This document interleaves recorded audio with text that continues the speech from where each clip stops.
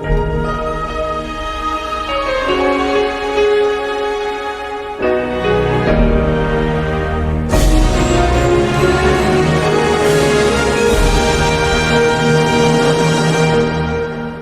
And welcome back once again to your own channel Judicious. आज के session में हम बात करेंगे हेनरी फ्योल के बारे में और क्या उनका कंट्रीब्यूशन था मैनेजमेंट के फील्ड के अंदर।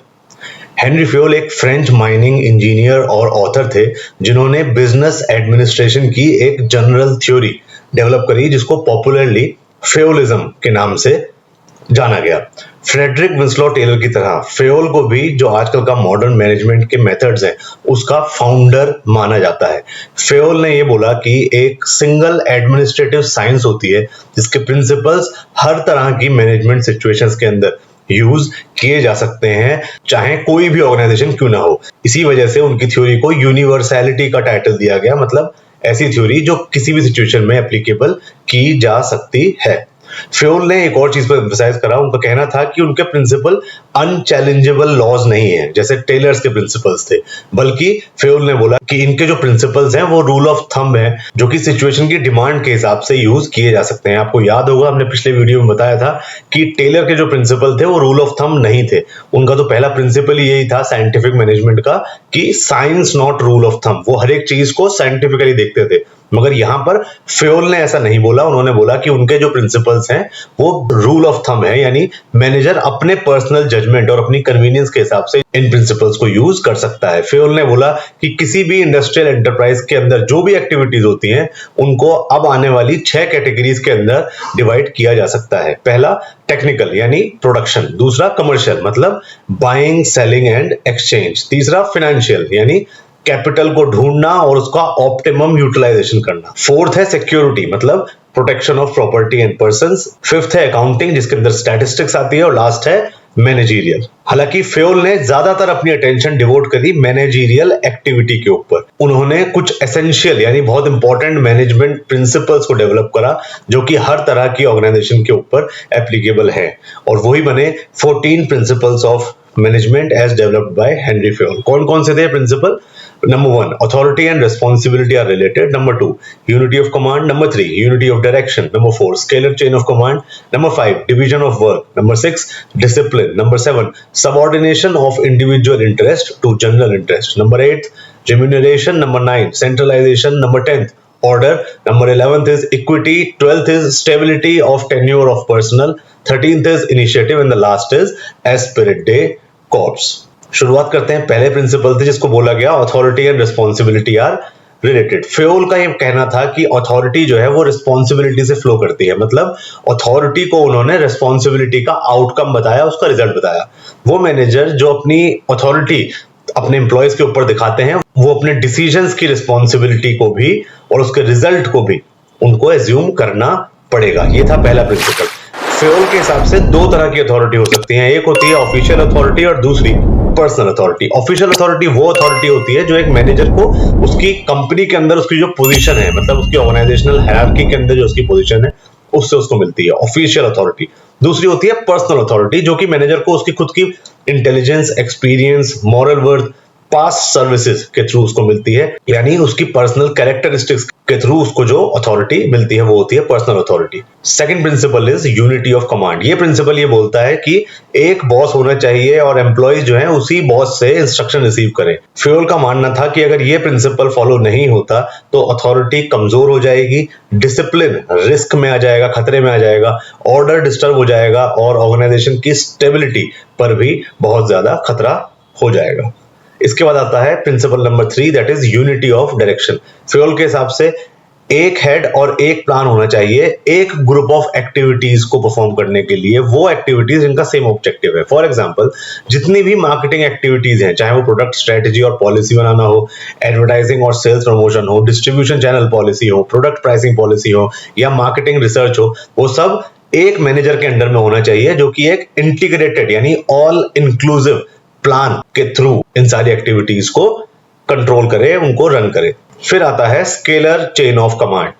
फ्योल के हिसाब से स्केलर चेन एक ऐसी सुपीरियर्स की चेन है जो कि अल्टीमेट अथॉरिटी से लेकर लोएस्ट रैंक तक जाती है। इसके अंदर लाइन ऑफ अथॉरिटी भी होती है, जो एक रूट है, जो हर एक लिंक, जो उस चेन के अंदर जितने भी लिंक हैं उनको वो रूट फॉलो करना पड़ेगा जब भी वो आपस में कम्युनिकेट कर रहे हैं। चाहे अल्टीमेट अथॉरिटी यानी टॉप मोस्ट अथॉरिटी से लोएस्ट रैंक तक कुछ कम्युनिकेट करना हो, या वाइस वर्सा लोएस्ट रैंक से कुछ और अल्टीमेट अथॉरिटी तक कोई कम्युनिकेशन करना हो, तो वो लाइन ऑफ अथॉरिटी के थ्रू ही जाएगा। Principle number 5 is division of work.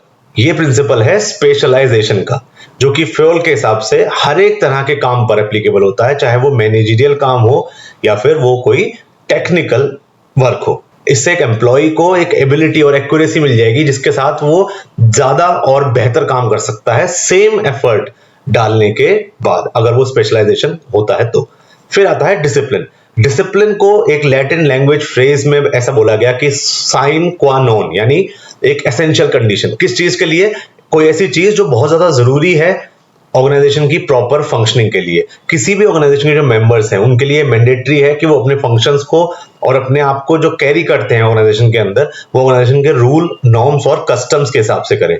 Fuel के हिसाब से डिसिप्लिन मेंटेन करने का बेस्ट तरीका क्या है? पहला, हर एक लेवल पर जो सुपीरियर्स हैं वो अच्छे लोग वहां पर रखे जाने चाहिए। दूसरा, एग्रीमेंट, चाहे वो इंडिविजुअल एम्प्लॉयज के बीच के आपस के एग्रीमेंट हो या फिर ग्रुप ऑफ एम्प्लॉयज यानी यूनियन के बीच के एग्रीमेंट्स हो, वो जितने क्लियर और फेयर हो उतना अच्छा होता है। और तीसरा है, penalties should be judiciously impose. अगर आपको किसी एम्प्लॉय के ऊपर पेनल्टी लगानी है तो वो आपको जुडिशियसली करना है। जुडिशियस से यहां पर क्या मतलब है?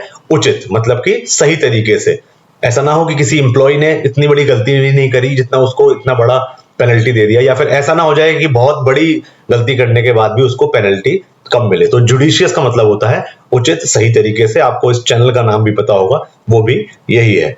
फिर आता है हमारा rule number 7, that is subordination of individual interest to general interest. किसी भी ऑर्गेनाइजेशन का जो इंटरेस्ट है, जिसको जनरल इंटरेस्ट बोल रहे हैं, वो इंडिविजुअल एम्प्लॉयज के इंटरेस्ट से ऊपर होना चाहिए। ये तभी पॉसिबल है जब हाई लेवल पर बैठे हुए मैनेजर्स एक एग्जाम्पल सेट करें ऑनेस्टी का, इंटेग्रिटी का, फेयरनेस का और जस्टिस का।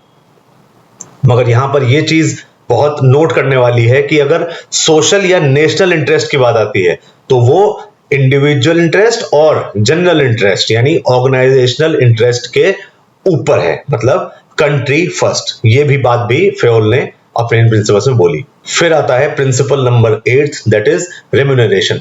एम्प्लॉइज का जो पेमेंट है वो फेयर होना चाहिए, इम्पार्शियल होना चाहिए, बिना किसी बायस का होना चाहिए। हालांकि रेम्यूनरेशन के अंदर डिफरेंसेस हो सकते हैं, मगर वो किस बेस पर हो? जॉब के डिफरेंस के बेस पर। यानी अगर एम्प्लॉइज के रेम्यूनरेशन में डिफरेंस है, उनकी सैलरी में डिफरेंस है, तो वो डिपेंड करेगा एम्प्लॉय की क्वालिटी क्या है, उसको किस पोजीशन पर कंपनी यूज कर रही है, क्या क्या रेस्पॉन्सिबिलिटी उसके पास है, कैसी वर्किंग कंडीशंस में वो काम कर रहा है, कितना डिफिकल्ट टास्क वो परफॉर्म कर रहा है, जहां वो काम कर रहा है वहां पर कॉस्ट ऑफ लिविंग क्या है, general economic condition, demand for labour और बिजनेस की इकोनॉमिक स्टेट को देखते हुए रेम्यूनरेशन फाइनल होना चाहिए। फिर आता है principle number 9, that is centralisation. Taylor ने बोला कि सेंट्रलाइजेशन और डिसेंट्रलाइजेशन ये प्रपोर्शन यानी रेशियो का एक क्वेश्चन है। यहां पर एक छोटी फर्म जिसमें कि लिमिटेड नंबर ऑफ एम्प्लॉयज है, ज्यादा एम्प्लॉयज नहीं है, तो वहां पर जो ओनर या डायरेक्टर है वो डायरेक्टली सारे एम्प्लॉयज को इंस्ट्रक्शन दे सकता है। मगर एक लार्ज ऑर्गेनाइजेशन के अंदर वर्कर जो है वो चीफ एग्जीक्यूटिव से सेपरेट हो जाता है, क्योंकि वहां पर आ जाती है स्केलर चेन, जिसके बारे में हम बात कर चुके हैं। तो डिसीजन मेकिंग अथॉरिटी को डिस्ट्रीब्यूट कर दिया जाता है अलग अलग मैनेजर्स के बीच। फिर आता है principle number 10, that is order. Fuel के हिसाब से ऑर्डर का मतलब होता है right person for the right job. अब ऑर्डर किस चीज पर डिपेंड करेगा? ह्यूमन रिक्वायरमेंट आपको क्या है और आपके पास कौन कौन सी रिसोर्सेज अवेलेबल है, इस बात की आपको प्रॉपर जानकारी होनी चाहिए, और इन दोनों के बीच का एक बैलेंस बनाना यहां पर बहुत ज्यादा जरूरी है। फिर है principle number 11, that is equity. इसका मतलब है जितने भी जूनियर्स हैं उनको आप जस्टिस यानी न्याय संगत तरीके से और काइंडलीनेस मतलब दया भाव से ट्रीट करेंगे। इक्विटी इसलिए बहुत जरूरी है क्योंकि अगर इक्विटी होगी तो ही एम्प्लॉय जो है अपने एंटरप्राइज के प्रति, अपनी कंपनी के प्रति डिवोटेड रहेंगे, उसके प्रति लॉयल रहेंगे। तो ये चीफ एग्जीक्यूटिव की ड्यूटी है कि वो एक ऐसी सेंस ऑफ इक्विटी सारी स्केलर चेन के अंदर, मतलब ऑर्गेनाइजेशन के पूरे सभी लेवल्स के अंदर, वो इस सेंस ऑफ इक्विटी को इंट्रोड्यूस करे।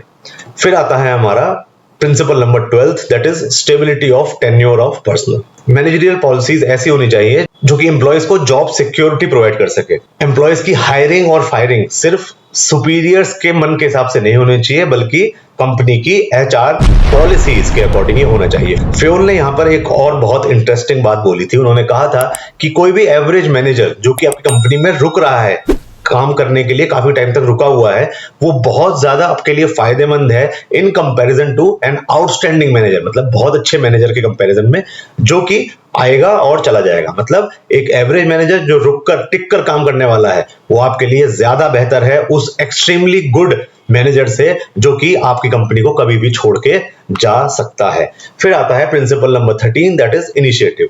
ये प्रिंसिपल फोकस करता है एम्प्लॉयज की एबिलिटी, एटीट्यूड और उनके करेज पर, यानी वो बिना किसी और एम्प्लॉय के कहे काम खुद करें। मैनेजर्स को एक ऐसा एनवायरनमेंट बनाना है जिससे कि सबऑर्डिनेट्स इनिशिएटिव ले सकें और रिस्पॉन्सिबिलिटी शोल्डर कर सकें। और फ्योल का लास्ट प्रिंसिपल है एस्पिरिट डे कॉर्प्स।